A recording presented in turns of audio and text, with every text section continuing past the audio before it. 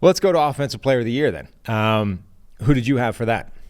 So, it's funny that we go immediately to Offensive Player of the Year because I went with Christian McCaffrey because, again, I'm giving Tyreek Hill a different award here in this show. But if you wanted to say, okay, well, you can't give him one and not the other, all right, fine, give this one to Tyreek. It doesn't matter. Like he is the guy that we're going to talk about later for his unbelievable performance this season. But I think McCaffrey also earns the nod, right? A lot of people talk about him as the obvious Offensive Player of the Year, and I don't know if it's as obvious as people think because I don't think that Tyreek Hill is getting enough weight in that regard.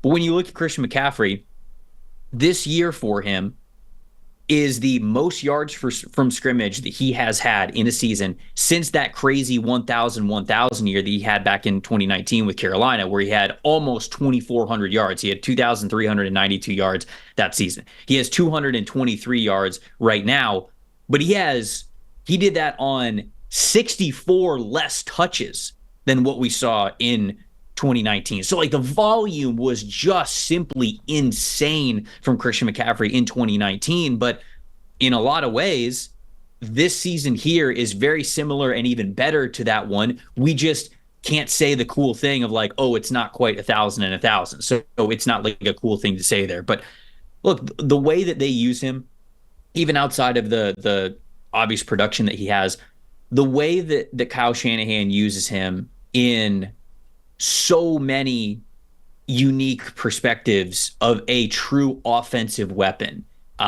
just speaks to, I think, what the award itself should represent, which is the words offensive player. Like you are not like, it's not necessarily wide receiver of the year, running back of the year, whatever. It is truly, okay, who is the best overall offensive player? And I think versatility really does play a large factor into that. And so that's ultimately why I went with McCaffrey over Tyreek Hill, because he has that production, but he also just has that versatility. And when the Brock Purdy conversations were coming up with him, potentially being MVP, a lot of people push back on it. And they're like, okay, you take if you replace Purdy, like with, let's say, Jimmy Garoppolo, how different is this for San Francisco? It's different, but it's not that big of a drop off. You take Christian McCaffrey away, all of a sudden, the things that you get to do in that offense get more limited. And I think that because of that, what he means and the versatility that he has, the kind of player he is, that's why I think I had to give him the Offensive Player of the Year tag.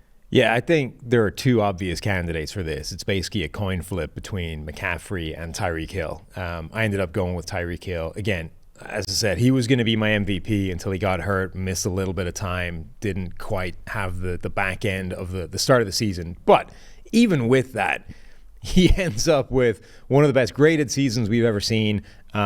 Basically 1,800 receiving yards, 3.83 yards per route run. That is a new PFF record. So the last, what are we now, 17 seasons of stat collecting and grading, 3.83 yards per route run is an insane number. The previous record was 3.6 something by Steve Smith in 2008. And that season is significant. Like that was way ahead of anything else, the 3.6. So Julio Jones used to own this number with like 3.2, 3.1 yards per route run over the course of a season. For Tyreek Hill to be the primary receiver in that offense and get 3.8 for a season is crazy production. So I think it's really between those two guys. It's also, by the way, it's kind of interesting that Offensive Player of the Year sort of tends to get treated as, well, this is the way we reward the non-quarterback players. MVP is a quarterback award, so Offensive Player of the Year goes to somebody else. I think you could make an argument that, Lamar Jackson or Dak or whoever belongs in this conversation as well, but just for streamlining purposes, it's probably easier to avoid them. Right. Yeah, and that's ultimately why I tend to lean towards versatility for this award because of what you said.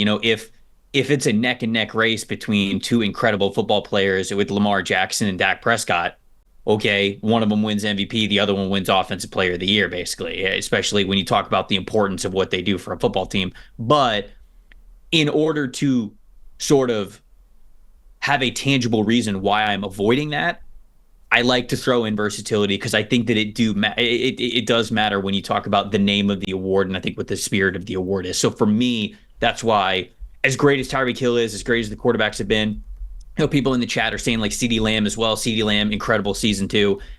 What McCaffrey does with his versatility gives him the nod for me with this award. Yeah, I think that's absolutely fair.